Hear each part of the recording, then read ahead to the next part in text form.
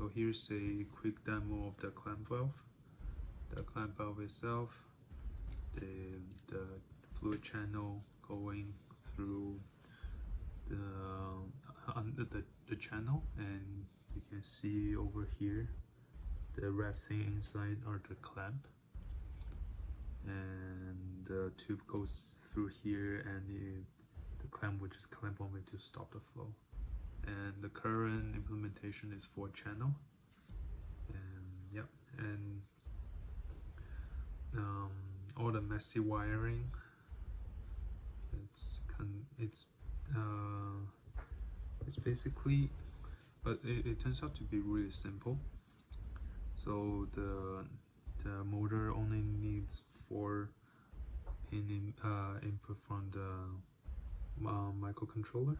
So they all hook up to timer 2. So they only uses 1 timer, which is good. And yeah, and these can be controlled individually. And as you might have noticed, there's 4 giant capacitor here that turns out to be quite necessary. Because of the, I think it's the feedback from the servo motor that is causing the power line to vary a little bit and introduce quite a bit of noise, which kind of mess up the ground voltage, or yeah, something like that. So and which makes which causes the previous problem of the PWM signal being really noisy. And yeah, and adding these 4 capacitors solves the problem, which is nice. These capacitors are really large. They're 3,300 micro farad, if that's the unit, and this can be purchased for around $3 each. But then on AliExpress they can be purchased for like $2, also like $3 for 5 of them. So yeah, it's still relatively cheap. And here's the power unit. The power unit supplies the 2 channels, the 2 power line, which each power line supplies 2 servo motor, and it also supplies power to the MCU. This is the power line to the MCU, which is disconnected for now, and I will connect it back later.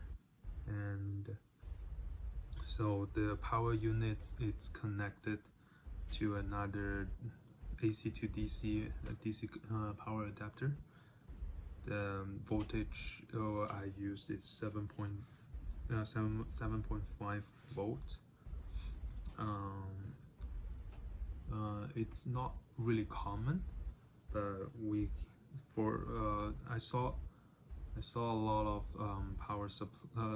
this power adapter units, the variable voltage one on Amazon, that costs around $20. Should be really usable.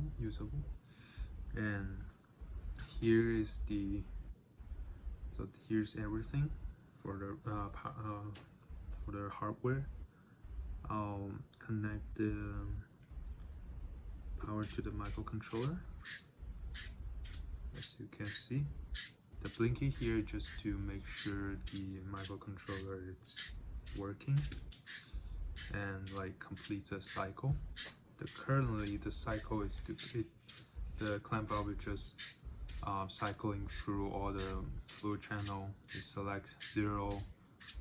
You can see the number in the label here, 0, 1, 2, 3. You just cycle through all this channel, select 0, select 1, then select 2, and select 3. While one of the channel is selected, the other are closed. I can show the bottom part here. Yeah, as you can see, this one open, yeah, open, and all the others are closed. This is how I select the fluid. I tuned this motor.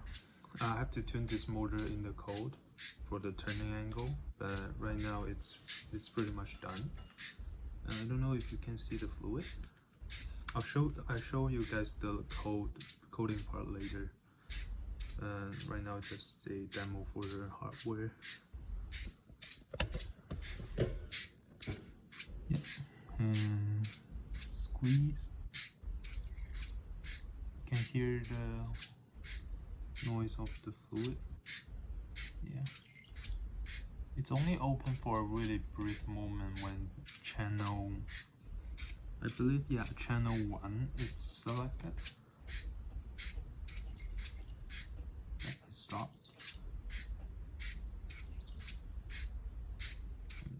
I'm pressing really hard on this.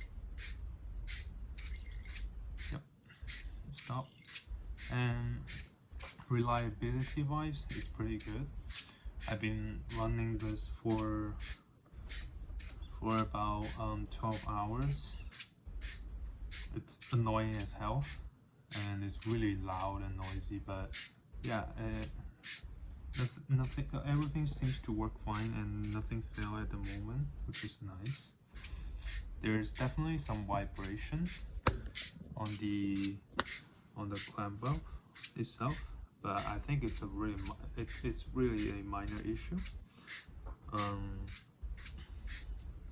For now, yeah, let me talk more. For now, I think the biggest problem, biggest to do for us is to unify a power supply solution to integrate all the power thing onto one board. And for now, as you can see, since I have two power delivering channel, and each channel is hooked up to 2 servo motor. So this one here, if you get this one here, this output channel is hooked up to this power line on the breadboard. So this power line on the breadboard, which is connected to this 2 servo motor, and the other power line is connected to the other 2 servo motors. And the power line on this breadboard is not directly connected to the MCU, and I think that's really important, because the power line here is roughly about 6.8 volts measured by the oscilloscope. And interesting thing is that when this thing is turning, when this thing is operating, it will have kind of a feedback on the power line. I tried like many solutions, but it seems the simplest solution for now. It seems just to add this big ass capacitor.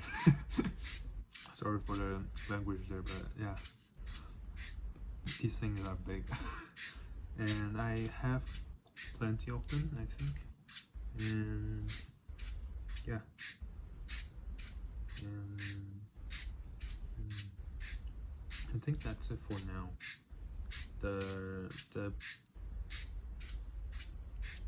This circuit thing, the power circuit thing, can definitely be simplified, and which can be built much cleaner. And yeah, because many of the pins on this driver board is quite redundant. And yeah, so I think that's the thing I can work on next. And on the other parts, for the mana flow thing, I don't have the steel tubing just yet, so I can't really assemble. I don't really have a working mana flow prototype here, and I tried printing up some, but it's really jank, and the internal volume is quite large. So yeah, I'm still looking for other like on the market one, and yep, that's it.